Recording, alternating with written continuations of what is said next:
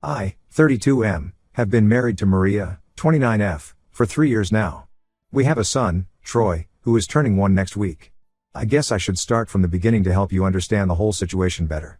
I met Maria 5 years ago when I was working as a barista at a local coffee shop while finishing my accounting degree. She would come in every morning before heading to her office, always ordering the same thing, a large vanilla latte with an extra shot.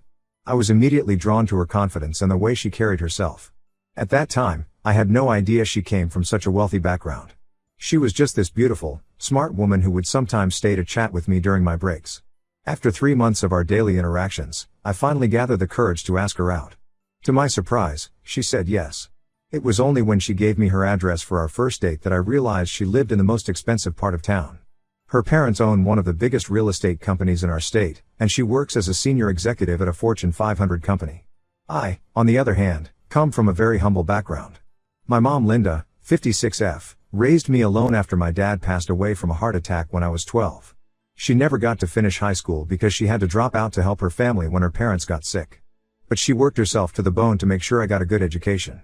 She worked as a waitress during the day and cleaned offices at night. There were days when she would come home at 2 a.m., exhausted, but she would still wake up at 6 to make me breakfast before school. Things were great between Maria and me while we were dating. She seemed to understand my background and even said she admired how hard my mom worked. The problem started after we got married. The first incident happened during our wedding reception. My mom tried to give a speech, but her English isn't perfect as it's not her first language. I could see Maria and her parents cringing throughout the speech, and later that night, Maria told me she wished my mom hadn't spoken at all as it was embarrassing in front of their high society friends. After that, things just got worse. Whenever my mom would visit us, Maria would either leave the house or stay in our bedroom. During family gatherings at her parents' house, they would deliberately speak about things my mom couldn't relate to, like their vacation homes in Europe or their country club memberships. Once, when my mom tried to join the conversation by talking about a local park she likes visiting, Maria's mom actually rolled her eyes and changed the subject. When Troy was born last year, they tried to minimize my mom's involvement as much as possible. Maria wouldn't let my mom hold him for the first 2 months, claiming she was worried about germs because my mom takes the bus to work. When my mom would bring handmade blankets or clothes for Troy, Maria would throw them away as soon as my mom left, saying they weren't good enough quality for our son. Now Troy's first birthday is next week, and Maria has planned this extravagant celebration at the most expensive country club in town. She's invited around 100 people, including her company's CEO, several executives, and all their wealthy relatives. She's hired an event planner, ordered a custom-made cake from a famous bakery, and even arranged for a professional photographer and videographer. When I told her I wanted to invite my mom, she flat out refused. She said having my mom there would be embarrassing as she doesn't know proper etiquette and might make them look bad in front of their important guests. She said my mom wouldn't know how to behave at such a high-class venue and would probably embarrass them by trying to talk to her boss or other executives. Her parents called me yesterday and tried to convince me that it would be better if my mom didn't come. They suggested we could have a separate small celebration with my mom the next day at our house. But I refused because I know how much this would hurt my mom. She's been so excited about Troy's first birthday and has been saving up from her waitressing job to buy him a special gift. She even told me she's been practicing some English phrases so she can wish him properly. I've had enough of this classist behavior. My mom sacrificed everything for me, her youth, her dreams, her health, just so I could have a better life. She worked 2 jobs for 15 years straight, never took a vacation, never bought anything nice for herself, also I could go to college and have opportunities she never had. And now these people want to exclude her from her only grandson's first birthday just because she isn't rich or well educated? I've decided to invite my mom to the party anyway. I already told her about it, and she was so happy she cried. She's even bought a new dress for the occasion, the first new piece of clothing she's bought for herself in years. Maria has been giving me the silent treatment since yesterday, and her parents keep calling to tell me I'm being unreasonable and that I'm going to regret this decision. But I don't think I'm wrong here. My mom deserves to be at her grandson's first birthday party just as much as anyone else. If Maria and her family can't accept that, then maybe we need to have a serious conversation about our future together. Am I the asshole for standing up for my mom? Update 1: The birthday party was yesterday, and everything turned into a complete disaster. I want to share exactly what happened because I'm still trying to process all of it.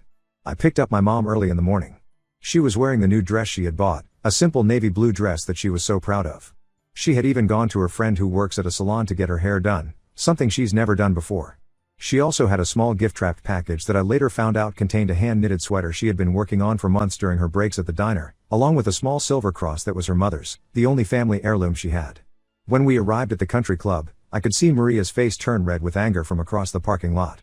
She rushed over and tried to stop us at the entrance, telling my mom that there must have been some misunderstanding and that we were having a family-only celebration. I stepped in immediately and told Maria that my mom is family, and we walked past her into the venue. The party setup was extravagant. There were ice sculptures, a massive 3-tiered cake, and even a small orchestra playing classical music. My mom looked overwhelmed but tried her best to blend in. She found a quiet corner table and sat there, occasionally playing with Troy when I would bring him over. She kept smiling despite the obvious cold shoulders she was getting from Maria's family. Everything was actually going okay for the first hour. My mom kept to herself, only speaking when spoken to, and mostly just watched Troy from afar while Maria paraded him around to all her important guests. But then something happened that seemed to trigger everything. Maria's CEO, Mr. Thompson, came to our table to wish Troy. My mom, trying to be polite, stood up and greeted him. In her broken English, she asked him about his family and mentioned how proud she was of her grandson. To everyone's surprise, Mr. Thompson pulled up a chair and sat down. It turned out his own parents were immigrants who had worked service jobs, and he spent almost 15 minutes chatting with my mom about their similar backgrounds. He even showed her pictures of his grandkids on his phone. This interaction seemed to push Maria over the edge. After Mr. Thompson left, she stormed over to our table, her face red with rage. She started berating my mom in front of everyone, saying she was trying to embarrass her in front of her boss by playing the poor immigrant card. She accused my mom of purposely trying to ruin her reputation at work by making her look bad in front of her CEO. Her parents quickly joined in. Her father loudly commented about how some people don't know their place and try to infiltrate circles they don't belong in. Her mother started making snide remarks about my mom's dress, saying it looked like it came from a discount store. It did, but that's not the point. They even suggested that my mom was only there to show off her poor English and cheap clothes to make them look bad in front of their high society friends. My mom started crying, trying to explain that she was just being friendly, but they wouldn't let her speak. That's when I lost it. I stood up and told them all to shut up. I announced to everyone present that I was ashamed to be part of such a classist family who would treat another human being this way, let alone their grandson's grandmother. The party basically ended right there. Most guests started leaving quickly, looking uncomfortable with the scene. Before leaving, Mr. Thompson actually came up to me and pulled me aside. He said he was disappointed in Maria's behavior and that if I ever needed anything, I shouldn't hesitate to reach out to him. He gave me his business card and told me my mom reminded him of his own mother. My mom and I left too, but not before I saw Maria's mother trying to usher people toward the cake table, attempting to salvage what was left of the party. I dropped my mom home, and she kept apologizing the whole way, saying she should have known better than to try to talk to important people. It broke my heart to see her blame herself. I'm currently staying at my friend Dave's place. Maria has been calling nonstop, but I've blocked her number for now. Her family members have been posting nasty things about my mom on social media, calling her a gold digger who ruined her grandson's birthday party. Some even suggested she deliberately tried to embarrass them to get revenge for all the times they excluded her. My mom keeps calling me too, crying and apologizing for causing problems in my marriage. I keep telling her it's not her fault, she did nothing wrong. She was just being herself, kind and friendly, and they couldn't handle that because it didn't fit their stuck-up worldview. I don't know what's going to happen next, but I know I can't go back home right now. Seeing how they treated my mom, the woman who sacrificed everything for me, made me realize that maybe this marriage was a mistake from the start. We clearly have very different values, and I'm not sure this is something we can come back from. Update 2: Things have gotten much worse since my last update, and I need to share what happened yesterday because it completely changed everything. I've been staying at my friend Dave's place for the past 2 weeks, trying to figure out what to do next. I've been going to work and trying to maintain some normalcy in my life, though it's been hard not seeing Troy every day. Yesterday started like any other day. I was at my office, buried in spreadsheets, when Maria suddenly showed up around 2 p.m. with Troy in a stroller. At first, I thought maybe she had come to talk things through, but I couldn't have been more wrong. She walked straight to my desk, ignoring my coworkers, and started talking in that cold, calculated voice she uses when she's really angry. She told me she'd been thinking a lot over the past 2 weeks, and she had come to give me an ultimatum. Right there, in front of my entire office, she said I had to choose between her and my mom. She said she couldn't continue being married to someone who would let their low-class mother embarrass her in front of her colleagues and social circle. Then she dropped the bomb: if I chose my mom, she would file for divorce and make sure I never got custody of Troy. She went on to say that she can't have our son growing up around someone like my mom who would teach him to be common and unrefined. She said she didn't want Troy learning broken English or thinking it's okay to work in diners or clean offices for a living. She even had the audacity to say that my mom's influence might damage Troy's future social prospects. The entire office had gone quiet by this point, everyone pretending to work but obviously listening. I could see my supervisor watching from his office, looking concerned. But something in me had snapped. After 2 weeks of thinking about how they had treated my mom at the party, how they'd been treating her for years, and now this threat, it actually made my decision easier. I looked at Maria and told her I'd choose my mom, the woman who sacrificed everything to give me a better life, over someone who judges people based on their bank balance and accent. I told her I'd rather have my son learn kindness and hard work from my mom than learn to be a classist snob from her family. Maria didn't expect this response. She started crying and screaming, saying I was choosing my uneducated, minimum-wage mother over my own son. She tried to grab Troy's stroller and leave, but by this point, my supervisor had come out and stopped her, saying she needed to calm down or he would call security. After she left, my supervisor called me into his office. To my surprise, he was incredibly supportive. He shared that his own wife came from a wealthy family that had initially looked down on him, so he understood what I was going through. He gave me the rest of the day off and recommended a good divorce lawyer who had helped his brother through a tough custody battle. I went straight to the lawyer's office. He says Maria's behavior and threats might actually work in my favor during custody hearings. Her classist attitudes and the scene she created at my office could be used to show that she's not acting in Troy's best interest. I've started gathering evidence, screenshots of her family's social media posts mocking my mom, recordings of some previous arguments where she made classist remarks, and several of my coworkers have offered to testify about what happened in the office. My mom is heartbroken about Troy. She keeps saying she should just stay away so I can have my family back. But I won't let Maria and her family win like this. No child should grow up learning to look down on others based on their background or education. I want Troy to be proud of his grandmother, to know the value of hard work, and to understand that a person's worth isn't measured by their bank balance or the way they speak. The lawyer says we'll file first thing Monday morning. He's optimistic about getting shared custody, especially given Maria's behavior and the evidence we have. I know the road ahead won't be easy, but I finally feel like I'm doing the right thing.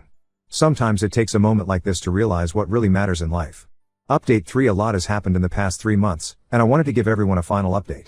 The divorce proceedings are well underway, and things have worked out better than I expected, though it hasn't been an easy journey.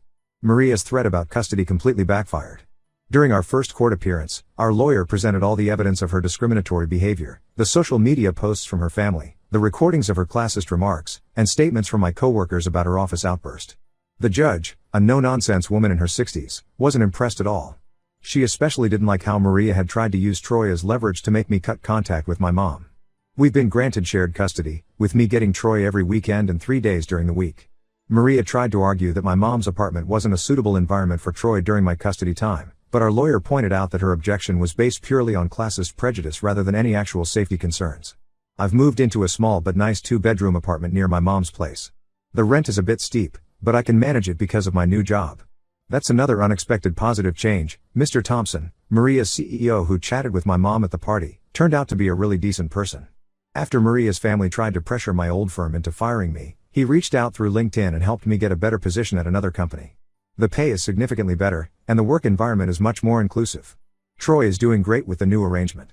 He spends a lot of time with my mom now, especially during my custody days. She teaches him little songs in her native language, and it's beautiful to watch them together. She makes him the same chicken soup she used to make for me when I was sick, and he absolutely loves it.